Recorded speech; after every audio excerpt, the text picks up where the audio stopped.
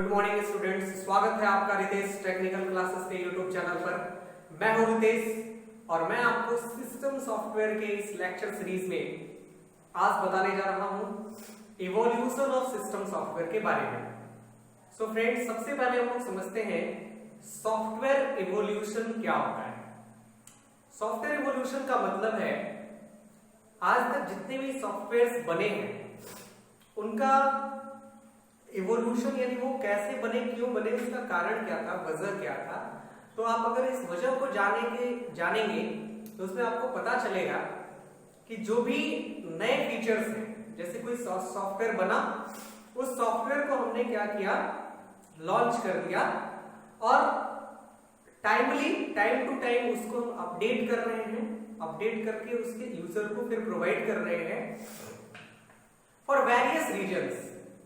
क्यों अपडेट किया जा रहा है, इसके बहुत से रीजंस हो सकते हैं, सिक्योरिटी इश्यूज को लेकर के या नई फीचर्स को ऐड करने के लिए। तो सॉफ्टवेयर इवोल्यूशन का यही मतलब है। It means the process of developing software initially then timely updating it for various reasons. इसे आप दूसरे शब्दों में कहें, that is to add some new features or to remove some obsolete functionalities।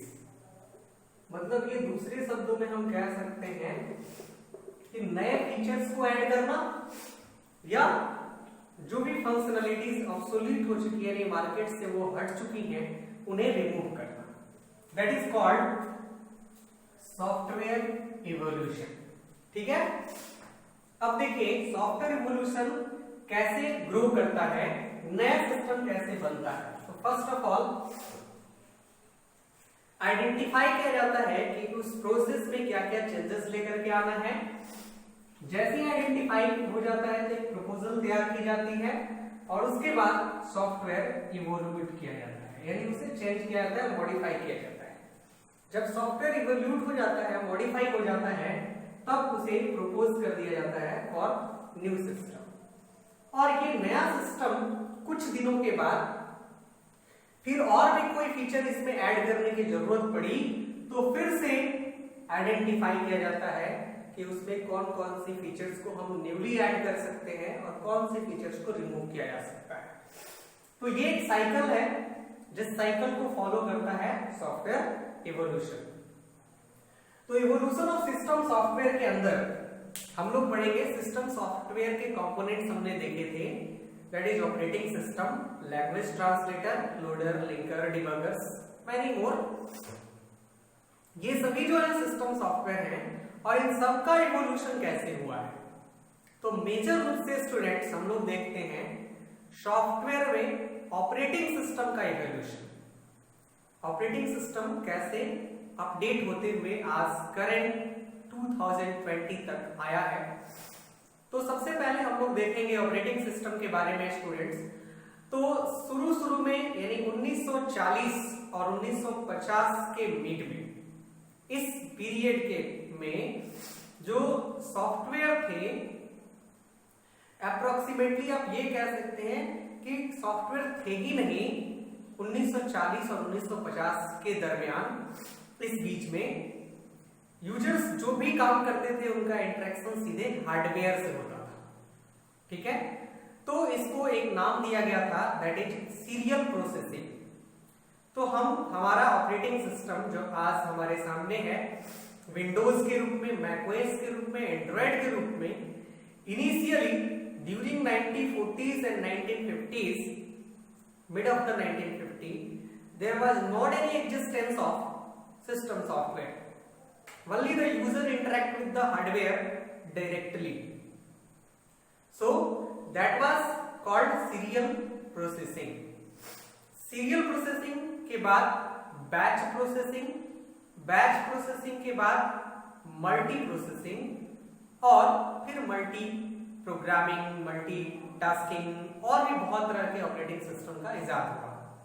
तो हम लोग अब आगे देखते हैं इवोल्यूशन ऑफ ऑपरेटिंग सिस्टम और उसमें सबसे पहला सीरियल प्रोसेसिंग ऑपरेटिंग सिस्टम आप कह सकते हैं, उसके बारे में। तो इसे नोट कीजिए, मैं आपको आगे बताऊंगा।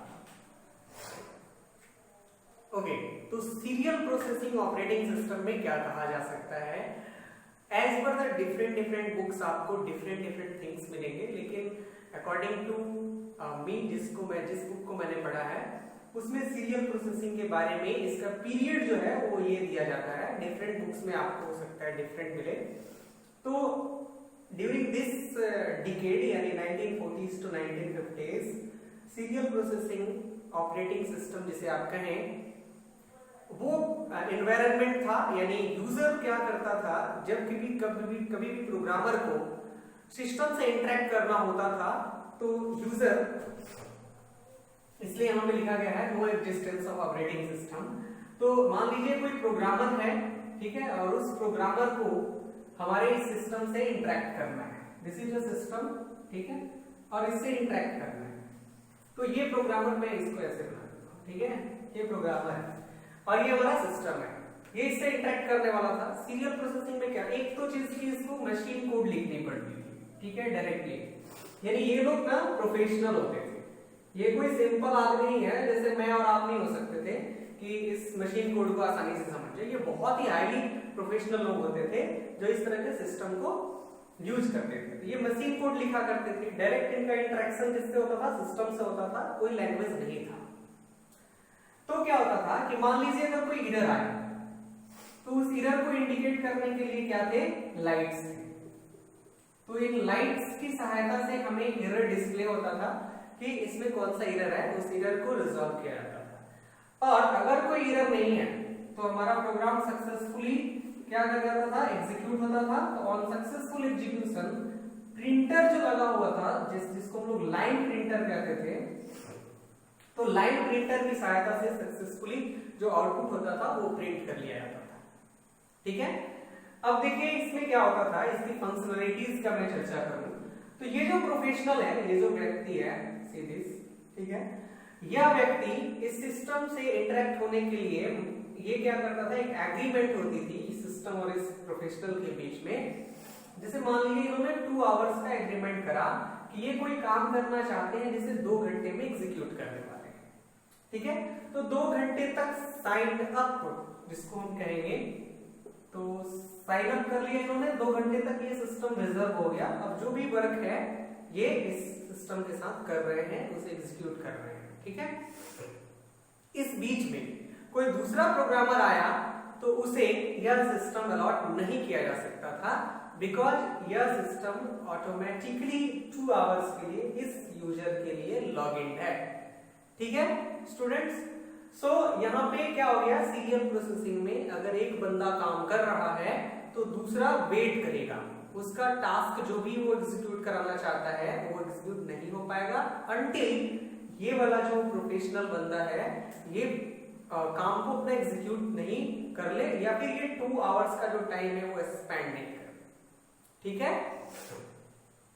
सो क्या होता था उस समय, इस दौरान में इस तरह की प्रॉब्लम आती थी। तो एक मेजर प्रॉब्लम क्या आया, यहाँ पे देखा गया कि ठीक है चलो काम तो 1 by 1 हो रहा है, एक के बाद एक हो रहा है, थोड़ा टाइम टेकिंग है, लेकिन सीपीयू जो होता था अगर उसने 2 आवर्स के लिए इसे काम अलॉट कर दिया गया और मान लीजिए कि इस प्रोफेशनल ने काम 1.5 आवर में ही कंप्लीट कर लिया, 1.5 घंटे में इन्होंने अपना काम कंप्लीट कर लिया, आधे घंटे तक हमारा सीपीयू आइडल रहता था। आइडल करने का मतलब कोई काम नहीं कर रहा होता था, बिजी नहीं रहता था।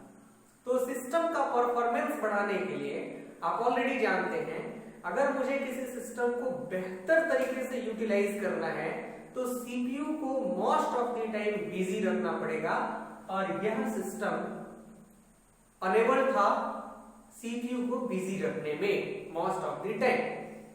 तो एक तो जॉब्स क्यू में होते थे, यानी बंदा एक कतार में, दूसरा उसके पीछे, तीसरा उसके पीछे है, तो काम 1 by 1 होता था, तो टाइम टेकिंग तो था ही। दूसरा चीज यहाँ पे क्या हो गया, सीपीयू आइडल हो जाता था। किसी भी प्रोग्रामर को ये नॉलेज नहीं होता था कि उनका जो काम है वो कितने समय में एग्जीक्यूट कर जाएगा। तो इसलिए ज्यादातर प्रोफेशनल्स जो थे वो अपनी सोच से थोड़ी सी ज्यादा टाइम अलॉट कर लेते थे और उस टाइम में वो काम करते थे। तो इस प्रकार आधा घंटा जो टाइम हो गया, ये क्या हो गया, आइडल हो गया हमारा सिस्टम। तो ऐसे सिस्टम को इंप्रूव करने की जरूरत पड़ी। सॉफ्टवेयर रिवॉल्यूशन में हम लोग यही देखेंगे कि कोई सॉफ्टवेयर बना तो उसके बाद अपडेट करने की जरूरत क्यों पड़ी, क्यों उसे मार्केट में नया लेकर के आया गया, उसे अपडेट किया गया। ड्यू टू द रिक्वायरमेंट, दुनिया धीरे धीरे ग्रो कर रही थी, हमारा हार्डवेयर भी धीरे धीरे ग्रो कर रहा था, वो भी फास्ट हो रहा था, तो सॉफ्टवेयर में भी चेंजेस आना जरूरी था कंपैटिबिलिटी को बनाए रखने के लिए। तो हार्डवेयर सॉफ्टवेयर के साथ कंपैटिबल हो जिससे सिस्टम परफॉर्मेंस बढ़े, इसके लिए सॉफ्टवेयर में भी इवोल्यूशन चल रहा था। अब क्या हुआ कि ये जो समस्या है इसको सॉल्व करने के लिए बहुत से टेक्नोलॉजिकल एडवांसमेंट हुए, जिसमें लैंग्वेज ट्रांसलेटर, सिस्टम सॉफ्टवेयर में language translator, loaders, linkers, debuggers, ये सब ऐड किए गए। लेकिन इन सब को ऐड करने के बाद भी हमारा कंप्यूटर यानी हमारा सिस्टम क्या नहीं हो पाया, फास्ट नहीं हो पाया, यानी परफॉर्मेंस हमने इंक्रीज करने की कोशिश की बट इंक्रीज नहीं हो पाया। तो जरूरत पड़ी हमें एक नए प्रकार के सिस्टम की, that is called batch operating system. So मैंने सीरियल प्रोसेसिंग में बहुत से टर्म्स का यहां जिक्र किया। मैं इसका नोट्स आपको मेरा ब्लॉग स्पॉट विजिट करें, Ritesh technical classes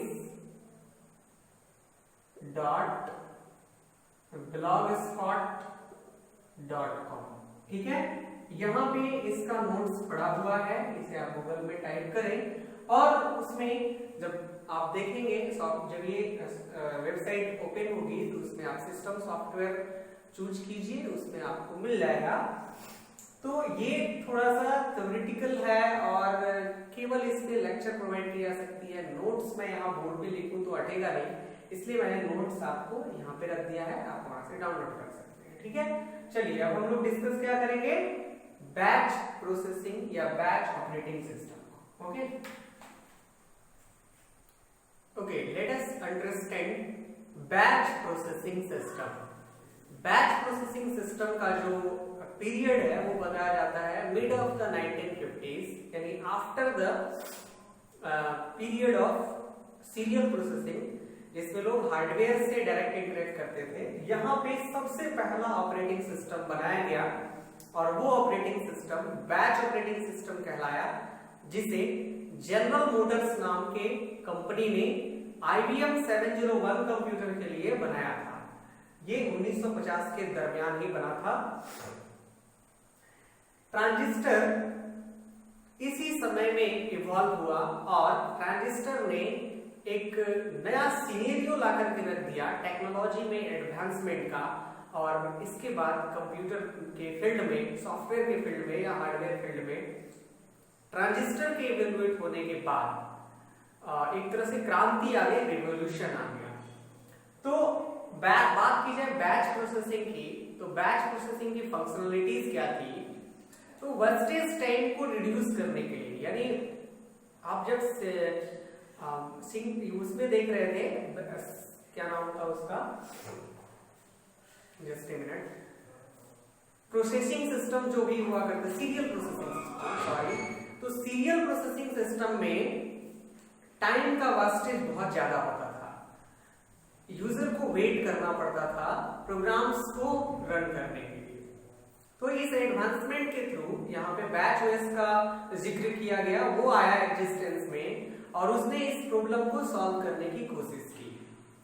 batch processing system में जितने भी जॉब्स थे जो सिमिलर टाइप के थे, जिन्हें एक समान रिसोर्सेज की जरूरत थी, जैसे मान लीजिए फोर्ट्रान प्रोग्राम्स के रूप में जो भी प्रोग्राम थे, उन सबको एक जगह पे बैच में एकत्रित किया गया, कलेक्ट किया गया और उन्हें मेमोरी में लोड करके प्रोग्राम को असाइन किया गया। कंप्यूटर जो है उस जॉब को एग्जीक्यूट कर रहा था। तो बैच में करने से क्या हुआ कि टाइम जो है वो उतना ज्यादा नहीं खपत हुआ जितना सीरियल प्रोसेसिंग में होता था। तो ग्रुप्स में यानी इस सिस्टम का खासियत था कि जो भी एक सेम प्रकार के प्रोग्राम्स थे उन्हें ग्रुप किया जाता था, उन्हें बैच में बनाया जाता था और उसे हमारा सिस्टम 1 बाय 1 एग्जीक्यूट करता था। एक बात ध्यान देने वाली है कि जो भी प्रोग्राम्स थे वो एक दूसरे से इंडिपेंडेंट थे, किसी से किसी का लेना देना नहीं था, लेकिन एक ही प्रकार के रिसोर्सेज को यूज करने वाले थे, इसलिए उन्हें ग्रुप करना जरूरी था और ग्रुप करके एग्जीक्यूट करने में हमारा टाइम बच रहा था। ठीक है, लेकिन इस प्रोसेसिंग सिस्टम का भी डिसएडवांटेज रहा। क्या डिसएडवांटेज रहा? तो डिसएडवांटेज था सीपीयू और आईओ डिवाइस, दोनों ही डिवाइसेस जो है वो प्रोग्राम को एग्जीक्यूट करने में मदद करती हैं। सीपीयू जब प्रोग्राम एग्जीक्यूट कर रहा होता है तो उस समय दूसरा जो हमारा सॉफ्टवेयर है, दूसरा जो प्रोग्राम है, वो आईओ डिवाइस उसको हैंडल कर रही होती है। तो आईओ डिवाइस और सीपीयू में स्पीड मिसमैच था, यानी हमारा सिस्टम सीपीयू ज्यादा फास्ट था as compared to IO devices. तो मिसमैच के कारण हमारा सिस्टम क्या होता था कि अगर मान लीजिए वहां आईओ डिवाइस में कोई प्रोसेस चला गया है, जैसे मैं यहाँ पे बना दूं P1, P2, P3 और P4, मान लीजिए 4 प्रोसेसेस हैं, चारों बैच्ड हैं, एक ग्रुप में बैच्ड हैं और इन्हें सीपीयू एग्जीक्यूट कर रहा है, उस समय इसको आईओ डिवाइस हैंडल किए हुए, तो सॉरी ये उस समय नहीं, इसको सीपीयू ने एग्जीक्यूट किया, जब आईओ की जरूरत पड़ी तो इसको आईओ डिवाइस में गेट ओवर कर लिया और आईओ डिवाइस इसको अपने पास, यानी हमारा प्रोसेस 1 आईओ डिवाइस को गेट ओवर कर दिया गया है। अब जब तक ये आईओ डिवाइस से हटेगा नहीं, फिर से सीपीयू एग्जीक्यूट करेगा नहीं और ये काफी स्लो था एज कंपेयर टू सीपीयू। तो क्या हुआ, यहाँ पे भी डिले का चांस आ गया ना, यहाँ पे भी हमारा जब आईओ डिवाइस को ये प्रोसेस अलॉट हो गया है, उस समय हमारा सीपीयू क्या हो गया, आइडल हो गया। तो ऐसा सीपीयू आइडल हो गया, यानी परफॉर्मेंस बढ़ा नहीं।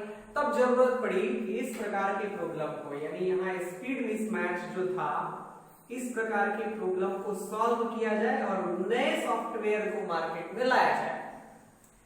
इसे सॉल्व करने का प्रयास उस समय भी किया गया और इसके लिए एक टेक्निक यूज की गई स्पूलिंग की। स्पूलिंग का मतलब होता है साइमल्टेनियस प्रोसेस ऑपरेशन ऑनलाइन। ठीक है, मतलब हम एक साथ बहुत सारे प्रोसेसेस को ऑनलाइन एग्जीक्यूट कराना चाहते हैं, प्रोसेस कराना चाहते हैं, इसलिए स्पूलिंग का कॉन्सेप्ट आया। लेकिन यह कॉन्सेप्ट भी उतना मददगार साबित नहीं हुआ जो हम चाहते थे, यानी उस समय जो रिक्वायरमेंट थी कि और भी ज्यादा सीपीयू को बिजी किया जाए जिससे सिस्टम परफॉर्मेंस बढ़े, तो इस कॉन्सेप्ट को छोड़ दिया गया और इसके बाद एक नए सॉफ्टवेयर, नए प्रकार के कॉन्सेप्ट की बात की गई, that is called multi programming system. तो फ्रेंड्स इसे नोट कीजिए, इसमें जो कुछ भी आपको लगता है, और मेरे लेक्चर को ध्यान से सुनिए। अगर आपने मेरे लेक्चर को ध्यान से सुना और समझ गए, आप आराम से अपनी भाषा में लिख सकते हैं। तो चलिए अब चर्चा करते हैं मल्टी प्रोग्रामिंग की। तो मल्टी प्रोसेसिंग ऑपरेटिंग सिस्टम, चलिए मैं यहाँ कुछ लिख देता हूँ, सॉरी मल्टी प्रोग्रामिंग। तो यहाँ पे मल्टी प्रोग्रामिंग, देखिए बैच ऑपरेटिंग सिस्टम का क्या डिमेरिट रहा? डिमेरिट रहा कि सीपीयू हमारा आइडियल हो जा रहा था, क्योंकि उसे एक ही प्रोसेस अलॉट हो रही थी, मेमोरी में एक ही प्रोसेस एक बार में जा रहा था, तो उसको सीपीयू भी एग्जीक्यूट कर रहा था और जब इसे आईओ ऑपरेशन करना होता था तो उस समय सीपीयू आईओ ऑपरेशन को हैंडल हो जाता था प्रोसेस, और सीपीयू वेट करने लगता था इस प्रोसेस के एग्जीक्यूशन का। तो ये डिले हो जाता था क्योंकि इसकी स्पीड बहुत स्लो थी और सीपीयू थोड़ा फास्ट था। तो इस तरह की चीज को सॉल्व करने के लिए, यानी कि यूटिलाइजेशन को, सिस्टम परफॉर्मेंस बढ़ाने के लिए, to increase the CPU performance या सिस्टम परफॉर्मेंस आप कहें, multi programming systems were evolved. Multi processing में क्या था कि ये एक मेमोरी है, तो इस मेमोरी के डिफरेंट ब्लॉक्स पे हम प्रोसेसेस को इसकी सहायता से रख सकते थे। और जब मान लीजिए प्रोसेस P1 CPU को अलॉटेड है, CPU एग्जीक्यूट कर रहा है, उस समय P2 IO ऑपरेशन का कर रहा होता है, यानी इनपुट आउटपुट बेसिस का अलॉटेड दूसरा रहता है प्रोसेस। और जब इस CPU इस प्रोसेस को IO ऑपरेशन की जरूरत होती है तो ये IO को चला जाता है और ये जो है ये CPU को आ जाता है, यानी ये इसे CPU एग्जीक्यूट करने लगता है और ये IO डिवाइस इसको हैंड ओवर कर लेती है। तो यही काम होते रहता है, ये आगे बढ़ता है और जितने भी प्रोसेसेस होते हैं वो एग्जीक्यूट होते हैं। ऐसा करने से यानी मल्टी प्रोग्रामिंग ऑपरेटिंग सिस्टम यानी मल्टी प्रोग्रामिंग सिस्टम में मल्टीपल जॉब्स को सेम मेमोरी एरिया में रिसाइड करने की फैसिलिटी प्रोवाइड की गई थी। और सीपीयू जब किसी प्रोसेस को एग्जीक्यूट कर रहा होता था उस समय दूसरा प्रोसेस आईओ डिवाइस को हैंडल हो गया रहता था। इस प्रकार सिस्टम परफॉर्मेंस बढ़ जाता था क्योंकि CPU most of the time busy रहता था। लेकिन इस मल्टी प्रोग्रामिंग ऑपरेटिंग सिस्टम का भी एक ड्रॉबैक रहा। वो ड्रॉबैक क्या था? ड्रॉबैक था कि यूजर को अगर कोई प्रोग्राम का आउटपुट चाहिए था, ठीक है, ड्रॉबैक, तो इसका बेनिफिट था कि इसने यानी कि आप इसका एडवांटेज भी लिख सकते हैं। तो व्हाट इज द एडवांटेज? इसने क्या किया? सिस्टम के परफॉर्मेंस को इंक्रीज किया, सीपीयू आइडल नहीं रहता था। लेकिन ड्रॉबैक क्या हुआ?